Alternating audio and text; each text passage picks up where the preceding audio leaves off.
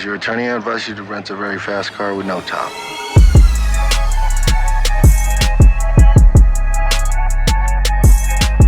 What's up, everybody, and welcome back to From the Frame Up, the podcast that weaves through traffic to give you the most important topics in the automotive industry. I am your host, Jared Jones, and this is episode 5. Thank you so much for joining us. In this one, we talk with Mike Moll, digital marketing strategist at MarketMe Consulting.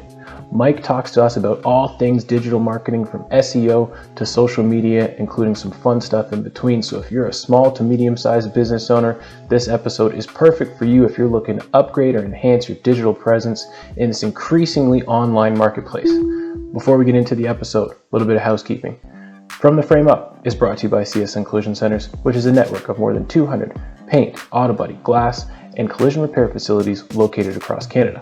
Using high-quality repairs and outstanding customer service, CSN Collision Centers safely repair more than 200,000 vehicles per year, helping Canadians get back on the road with the confidence and trust that their vehicle has been repaired to like-new condition the first time.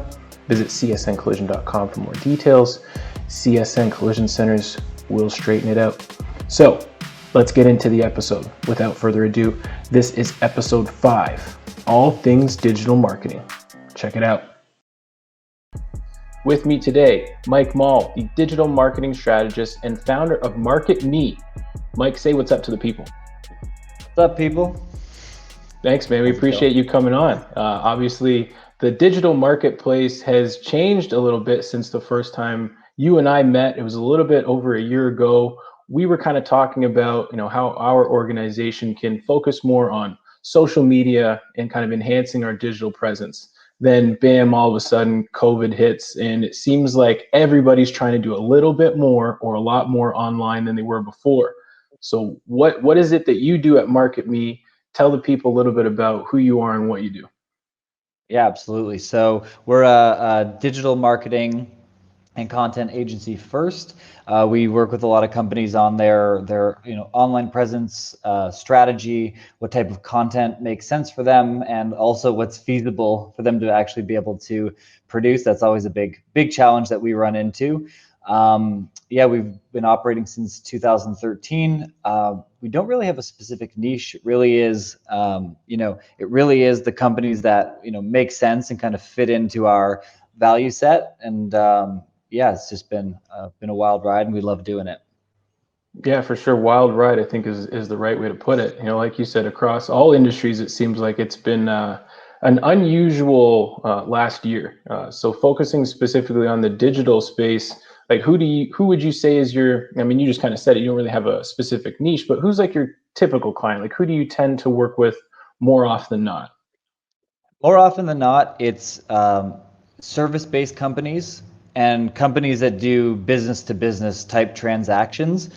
We used to be, back in the day, in the early days of the company, we actually used to be really gung-ho on the e-commerce. And it's just gotten so much more challenging. And with drop shipping and that, it feels like every day it's a whole different industry all over again. So we tend to shy away from that. But local service-based type companies are the majority of the people that we do the marketing for. Right, and that sounds pretty similar to kind of what we do. We're as CSN Collision Centers. We're obviously we're service based, but obviously we're founded in a bricks and mortar kind of approach. We can't sell our services strictly online, but people shop for us online. So it's a bit of a different experience. Is there something that you've seen recently in terms of how people kind of shop for those services, even though they know they're going to physically have to go there? Like, it's one thing to say, okay, e-commerce, I can just put in my credit card information, it's going to come to me. But if I got to shop for collision or auto body repair, or I got to rent a car, whatever the case may be, what's changed since the pandemic hit with that experience from online to the actual bricks and mortar location? I think it's funny. It was almost like a byproduct, but people are more open to shopping around than they were before. They have a lot more time on their hands, I think, is really the crux of it. And so making sure that they're making the best decision, that they're going with someone that they feel the most comfort with, that feels reliable, that feels credible. And again, I think pre-pandemic, there was a lot of companies that were getting away with, a shoddy online experience, just because if I'm in the middle of being busy and having to commute and doing everything that I regularly do, I just need a solution to the problem. So the first person that pops up is likely the person I'm going to work with. I think people have started having more conversations, shopping, getting comfortable with the vendors that they work with. I think that's the biggest change that I've seen. Yeah, for sure. I think that we definitely shift our approach, right? Like it was one thing where it's like, okay, these are one of the first three results. So I'm just going to choose one of them because I need to know where I'm going to get this service done. So I'm just going to pick and choose. Now everybody's at home, really don't have anything else to do, right? My Netflix show's just running in the background, don't really care. So I'm going to go 3 or 4 pages deep into the search results until I find exactly what I want. So maybe kind of, building off of that point a little bit, what's one of the areas of focus that you work on with your clients that kind of is somewhat typical, where it's like, this is something that we do with pretty much everybody. We kind of have to start here and address this first. Yeah, I think the biggest thing, and this is a mistake across every industry, this is not specific to the people that we work with. Most people spend very little time and real deploying any sales intelligence against the homepage of their website, which I think is a huge mistake. If that's the thing that's going to show up, if that's the area that you're going to be driving people to, if that's how people are first experiencing you, that has to be an experience that answers questions for them, that makes them feel that you understand them and that they would like to continue the conversation with you. Most people want to have this standard format on the pages that people are going to visit, just saying, oh, well, this is just the format and structure of a website, so that's going to be how it has to be. But having a strong headline or a strong title to let people know, am I in the right place? Did I find the thing I was actually looking for? Is this cohesive from what I Google searched? All the way through, letting them know a little bit about what the experience is going to be like working with you. Have other people enjoyed working with you? Credibility, proof, a strong call to action. What action do you want them to take? A lot of websites just have a million different buttons and a million different places to go, and it's like people are lazy. They're coming to you for an answer. So, getting better at being the answer, I think is one of the biggest pieces of feedback or things that I see that people are making a mistake on. Right. So really focusing on making sure that you answer those questions that a typical consumer is going to want, before they ultimately select to buy from you, right? So is that kind of what you talk about? You use the term sales intelligence. Is that kind of the core of that, or is there more to explain that term? So I think the way that I interpret that term, and I might be misusing it, I don't really care. The way that I wrap my head around it and the way I use it with my team is, great. What type of service am I? What type of brand is this? Who is it that's buying it? What is their state of mind when they're going into the process? And just working backwards through a real user journey, right? If you do, some kind of interior home service, like an interior designer, for example, right? I'm coming to that website with the intent of being inspired, in trying to find somebody that I connect with, in trying to, feel motivated to want to work with this person, right? Or this firm or whoever it is. So that's a different user journey than a plumber. Like, who's calling the plumber? The guy whose toilet's leaking. So what do I want there? I don't want inspiration. I want a bloody phone number so I can get in touch with you and you can fix the problem. And so I think often there's this templated way that websites get put together, but really taking a step back and understanding, what is the actual buying process? Who is it that's coming? What is their mindset? And what do I need to say to that person to make them feel like they're in the right place? I think that's the biggest, broad stroke takeaway from it, is understanding the user journey and the person that's going to be on your site, or who, it's always an assumption, you don't know, but you can, based on the customers that you've had in the past, you can kind of tell, who your buyers are. Yeah, for sure. And I think that makes total sense. I think there's a little bit of bravado that's kind of mixed into the way that we advertise ourselves a little bit. It's like we want to put out the things that we want to brag about, or the things that make us confident, or things that make us certain that, you know, we are the right person or the right business for whatever this customer is looking for. But that might not be what the customer is looking for specifically. So kind of removing yourself from the environment and looking at it, kind of reverse engineering it and saying, okay, well, what's the user's experience going to be with my website, and have I addressed that? I think that's definitely the right approach, and something that's probably, you're right, probably a little bit overlooked. So, you know, sticking on, you know, the idea of maybe trends or things that you work on with your clients, what's in your estimation, what's like the most popular trend online today when it comes to like digital marketing? Like, what's the thing that everybody's doing? And you can't say TikTok. Yeah, most brands are doing TikTok atrociously anyway, so it's not. I don't really. I'm put glad that you into said it. I'm glad you said it. So we agree there. Yeah. I think the product that most companies are the most excited about, but isn't necessarily the right answer, I still think it's Facebook ads. There's this school of thought around creating an offer and then using that offer as a lever point into a business. And that can work tremendously well for certain businesses. But I've been seeing people try and squeeze what they do into that mold, and it doesn't really fit. And I'm not surprised that it doesn't work.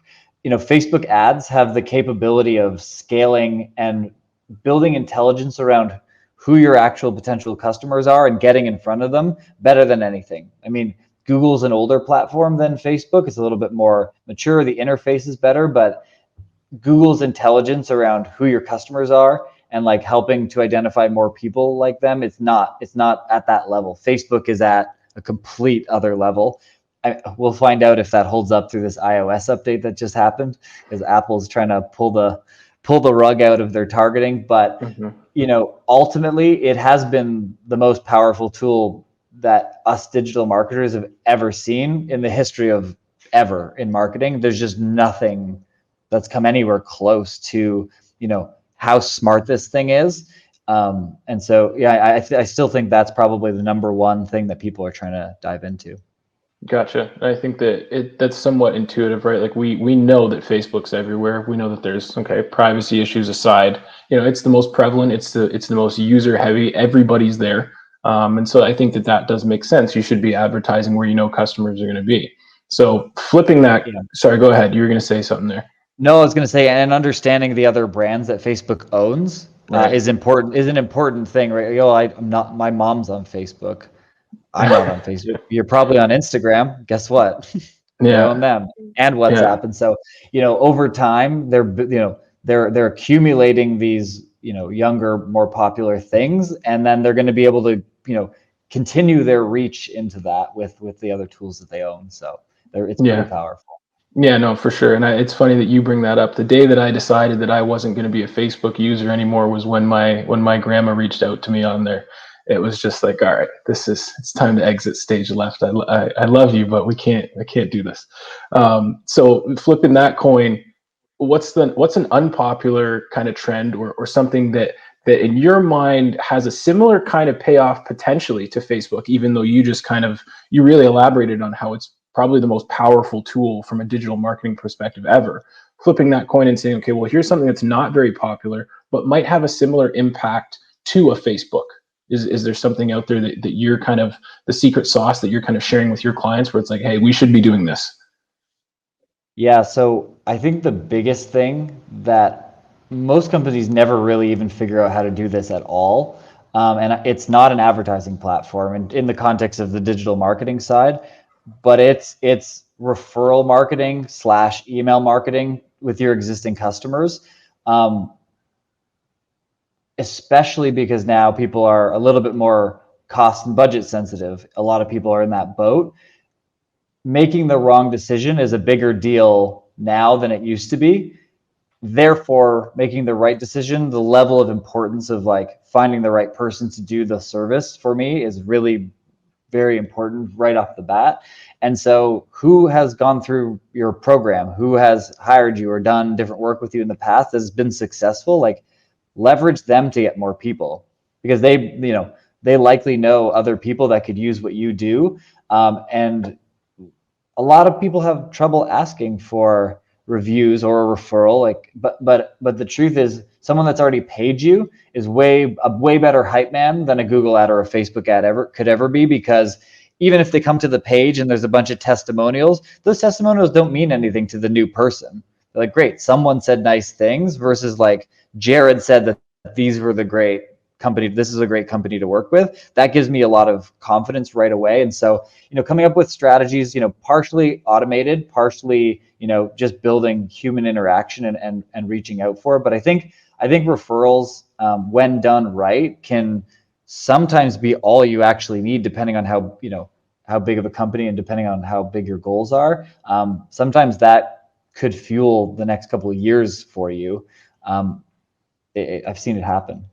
That's awesome. I really buy into that idea, because I live in a smaller suburban community, and of course, like anyone basically across the world, there's a mom group on Facebook, and they basically control where to go, who you're going to go to for childcare, where are the best deals on item X or Y.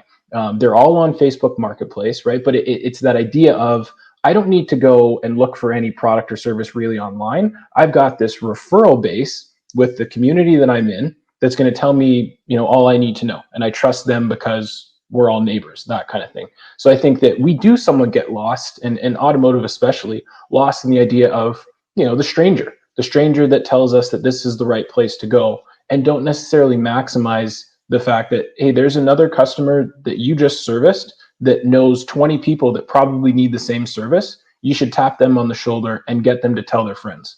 Right, that kind of approach to it, I think, is definitely lost. So it's such a good point by you, for sure. I want to transition a little bit. We're recording this in the beginning of May. The pandemic is still a thing. How has that changed the approach to social media, if at all? Specifically social media. I know digital is one thing, but how we're using a Facebook or how we're using an Instagram, has that moved at all in terms of what the target should be, or where businesses should try to go from a social media perspective? I think so. I think in a really, really big way. So if you had asked most of my doctor friends and my engineer friends, most of my friends are quite a bit smarter than me, what Slack was or what Zoom was 2 years ago, they would have been like, I have no idea. Like, the thought of a product like that made no difference, made no sense to them, because they were in an office building something with other engineers, right? That wasn't on their radar. And I think the advancement into that has been really incredible to watch, how companies have quickly, adapted and molded and been functional from remote. That's all great. But what that has created is a huge amount of Zoom and content fatigue in a way that we've never seen it, right? So when I'm not commuting, I'm going to spend my 45 minutes watching XYZ. But my boss also knows I'm already home, and 8:30 is like, you're going to be available because you're at your office, because it's your home. And so the amount of like more meetings, and there's this fatigue about internet content right now, like I've never seen before. So I think something I would suggest is be very cognizant of that. I think people that are trying to do webinars and that type of thing as a primary, people are just over it. They don't want to be on a Zoom call for 45 minutes. And that's not to say that there's, you can't do them and they don't work. They absolutely do work. But I think building content that is cognizant of that is really important. What I mean by that is, where you maybe used to get away with like lecturing for 30 minutes and doing a couple Q&As, like, how can you make this thing interactive, right? Can you create breakout rooms and have people interacting? Can you get people like hype up in the chat and like get them communicating? Because when their meetings used to be in a room with a bunch of people, then the odd Zoom thing was like, okay, I'll like sit there and listen for 45 minutes. Mm-hmm. But when everything in their life is Zoom, the idea of going on to Zoom and listening again is like, I already spend half my day listening to stuff on Zoom. So there's this huge level of fatigue. And I think being cognizant of that, I think it plays into social media as well. The type of stuff you put out, the way you're trying to engage with people, I think needs to evolve, because everyone is now caught up. you Right. know? So all the stuff that used to make people excited and seemed groundbreaking is not anymore, and is more annoying than it is anything else. Yeah, for sure. I'm totally with you on that, and I think that it's kind of followed that similar syndrome to like what happened with Facebook, except because of the pandemic and the fact that everybody's been shuttered and kind of closed off. It's like microwave the whole process. So like I'm getting Zoom and WebEx invites from my aunt, and it's like, okay, well, like I did 4 hours of video meetings today for work. Like I'm not coming in to sit down for Easter dinner, on WebEx. I don't want to do that, right? So it's that same level of fatigue where it's like it's kind of crossed the path of, this is what I do for business and this is what I'm doing for personal, and it's kind of blended together, and now I'm out on both, right? So it's just interesting that you bring that up, because I feel the exact same way, and I think that a lot of people do. So you kind of talked about being cognizant of that, and making sure that you manicure your own digital presence so that you're aware of those kinds of things. So CSN collision centers, we're small to medium sized businesses. We're service based.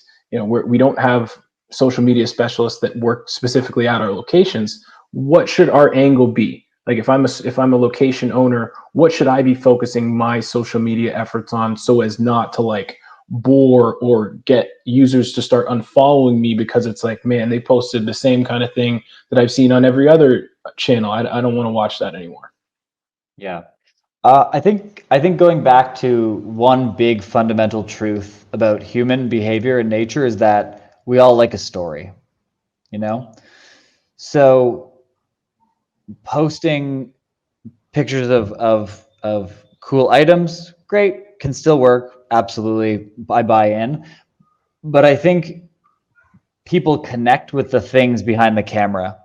It's funny, we will work alongside a brand who's doing a branded photo shoot or shooting a commercial for upcoming campaigns. The only thing I care about is you have one full-time photographer and videographer following and creating B-roll. Because when it comes to the actual ads I want to run on social media that work, it's literally all B-roll.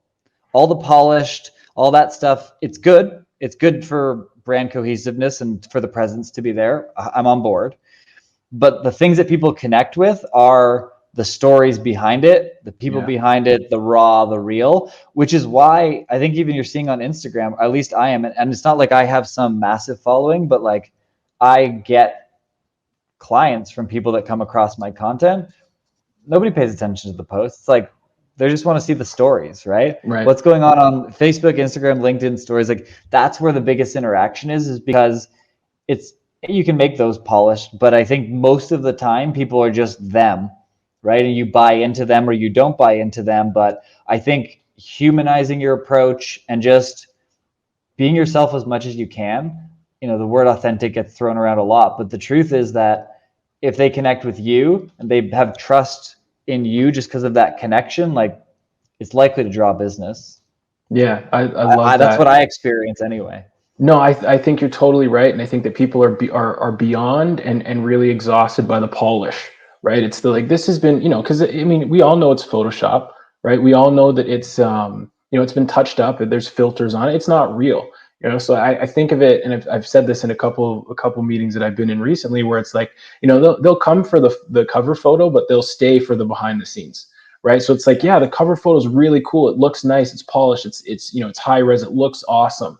But what happened behind the scenes? What was the process? Show me the storyboard. Like all those kinds of things are more fascinating. And it's kind of like that documentary style approach to what the finished product is. Like, yeah, they like to look at that, but they want to see 2 and 3 levels deeper. So I think that's a really apt point by you. If it's cool, I want to change gears a little bit. So what we're doing is really talking about digital presence, and one of the most important things I think for any organization is SEO. So talk to me a little bit about, from your perspective, what you're working on with clients from an SEO side of things, and how, if at all, I think there's some misconceptions about how it relates to it, how social media relates to SEO. Got it. Two good questions. So any digital marketing format, I want to preface with this because this is actually really important. Any digital marketing that you do, whether it be heavy focus on organic social, paid social, Google Ads, TikTok, SEO, doesn't matter what it is, know that each one is its own thing. And it comes with its own challenges. It comes with its own strategy, its own budget, its own, I mean, I think a lot of people who don't understand digital as a whole, they come at it just saying, oh, well, you're doing that, so just do that with it. It doesn't really work that way. So I think evaluating what actually makes the most sense for you is a really strong way to go into these conversations. And what I mean by that is, you might be a local collision shop, right? But evaluating how many other collision shops are showing up ahead of you, and then evaluating how they're ahead of you, and like, can you even catch up? That's always an interesting question. So I always think about every different digital marketing channel genuinely as its own complete different entity. Even Google ads versus Facebook ads, they're different. They talk to people differently. They're at a different point in the conversation, right? There's no intent on Facebook ads. You're making an assumption about what that person needs and hoping they have intent. If I go on Google, I'm like, I need this. I need someone to do this thing for me. That's intent. I'm looking for it now. And so the way that you write it, the way that you get them to the website, what they see on the website, what the call to action is, what you're actually trying to get them to do, it differs. It always differs for every different channel. So just being cognizant of that, and then taking a step back from that, SEO, can be phenomenal. There's something special about being one of the first couple results on Google. If you look at the stats around it, the first 5 positions in terms of like organic listings on Google get such a high volume of traffic compared to the next 15 below it, and it's such a dramatic drop. So I would suggest, here's my practical suggestion. If you're in contention, if you're in spot 17 right now and you're not going up against a bunch of massive websites, might be something worth evaluating. But do the research and kind of make sure that it's a good fit. So that's kind of a long-winded answer to number 1. And then number 2, so Google changed, was it June of last year or the year before? I don't remember. They updated the way that they showed you on Google. Yeah. So it was June of last year. Yeah, there you go. Yeah. I knew it was in June. Right on the heels of the pandemic, it was just like, okay, they're always ahead of us, right? Because the algorithms, they're thinking for us. So it was right on the heels of the pandemic. It's like, okay, people have changed how they're shopping online. We're going to switch up too.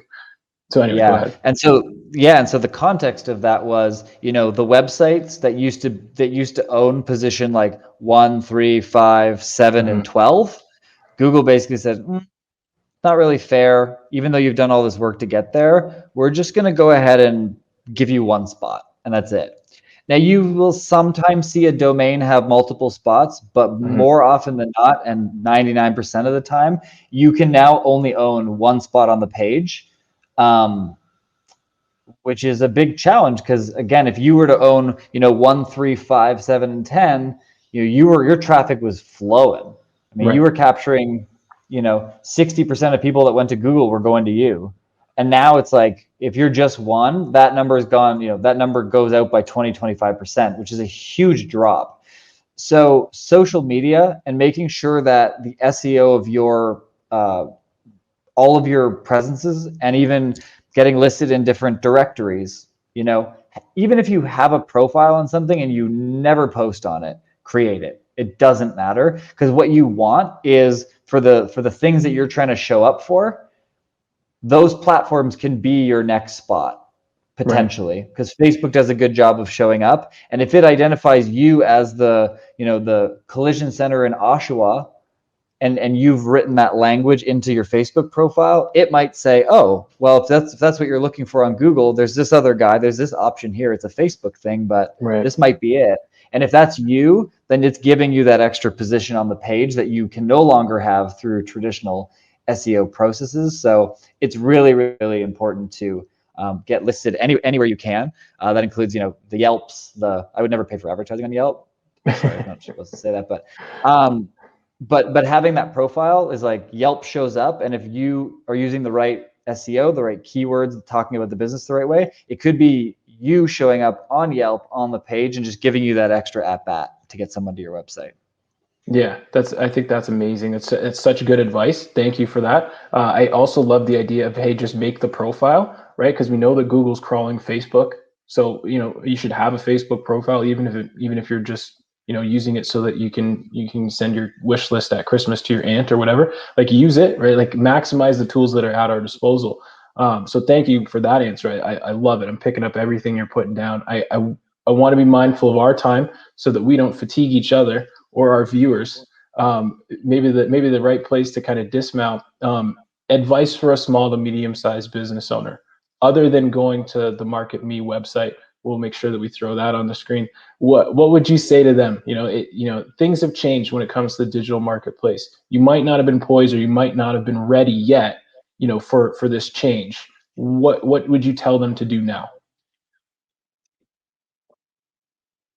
I think the most important thing is gain a base knowledge of how these things work. So one, especially with small businesses, one huge problem that I see, and a lot of times where we come in, we're like cleaning up the pieces of disaster, is that they bought into something, they said a bunch of fancy words, they knew they needed to be on the internet, and they're like, great, here's 10 grand, make it happen. Yeah. The problem with that is, if you don't understand how the platforms work, you don't need to know detailed methods of targeting, but if you don't know what a click-through rate is, and you don't know what a good click-through rate is, like, you're toast. Because then you're relying on someone who you're paying to say yes or no. You need to have a foundation of just the basics, right? How many times should my ad be seen versus how many people should click on it? That percentage is a click-through rate, right? On Right. Google, if you're above 1%, you're good. On Facebook, if you're above 0.75%, you're good. So, but knowing and getting and you can go look at the benchmarks. They're out there, they're available. So I would say, click-through rate, and then even at its just two things: click-through rate of the ad. Is the ad resonating with the people that are seeing it? Number one. Conversion rate. So create an action on the website that counts as a conversion. That could be a phone call. That could be someone filling out a form. That could be somebody booking an online appointment. Whatever that thing is, have a finish line and have that finish line tracked. And then that for every 100 people that come to my site, 3 people hit the finish line. And then you can go out and find out, like, is that good in my industry? Is that a good number? Is that a bad number? But at least knowing those two things will let you at least be able to tell, is what we're doing in the right ballpark? And if it's not, and you don't even have to really know what the answers are, it allows you to go ask that question. And if you're working with a good company, they should be able to have a good answer. And if not, which happens a lot too, it's like, to get rid of them sooner. So just having a base understanding. I think all marketing can work. There's no one size fits all. A lot of people discount Google ads because, they're so expensive. But yeah, like, I'm happy to pay more money if somebody's on Google looking for that thing right now. Like, exactly. it works for everybody, but it can not work just as easily. So if you have a sense of what you should be expecting and the numbers that you should be looking at least you can answer the questions instead of just feeling frozen and vulnerable and like, well, I'm just trusting this person to do it. I hope it works. Like, that's not really a good answer, and it happens more often than not. And so I would say gain a base knowledge about how these things work. At least make yourself dangerous enough to be able to ask the questions. That's a great start. That's amazing. We're clipping that for sure. That's going in the trailer. Make yourself dangerous enough to at least be able to ask good questions, right? I think so often small to medium-sized businesses, they don't have the answers. And so it's like, I'm going to pay for these answers. And of course they're answers because they're going to tell you, you're paying them they're going to tell you what you want to hear, right? But if you have a foundational knowledge of what to expect or what you should be getting, then that makes you dangerous enough to actually pull, 2 or 3 layers deeper and really get some true value out of it. So That's a fantastic answer, a good way to kind of cap things off. Before you go, Mike, I have to ask, do you want to play Fast Five? Do it. Ask any racer, any real racer. Okay, so we call this the Fast Five section of the podcast. Fast and the Furious franchise. It's just the best thing ever. I'm a fan of I'm the manager of the Dwayne The Rock Johnson fan club. I feel like those reasons are obvious. It's just a great movie franchise. They made 9 of them, which is crazy. The new one comes out soon, but we just love it. And so it's 5 car related questions. You got to answer them as fast as you can. Are you all set? I'm all set. Okay. Hey, Mark, get set, go. What was the first car you learned to drive in? Hyundai Accent. What is your favorite car from a TV show or movie?